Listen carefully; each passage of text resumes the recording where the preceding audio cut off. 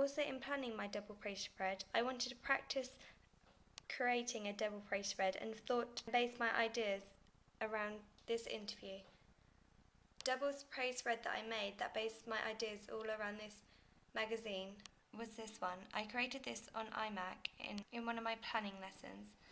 I kept the main theme of having the artist on the right hand side and the three main different pictures.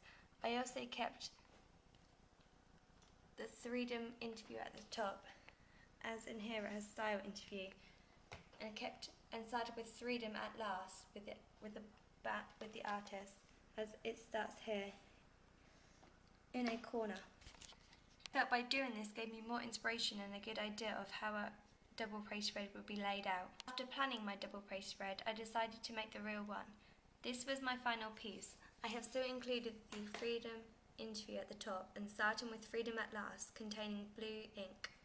I also kept the three main pictures, including her album cover and her last album cover, also including a different picture which viewers may never had seen before.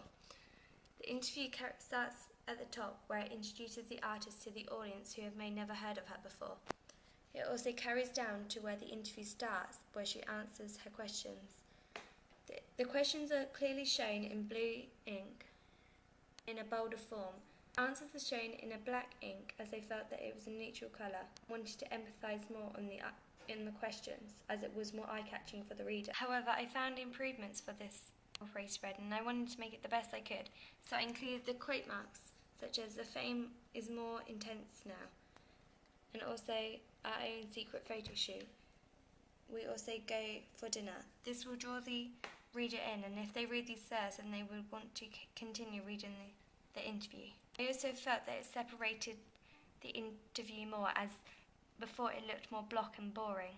This gives it a more bit of a volume and stands out the quote marks, so then the reader can be drawn into which question they would want to go to first. I decided to use the picture or the artist on the right hand side, as I felt that it would have been more eye-catching for the audience. They are more used to seeing this picture on that side and would get confused if otherwise.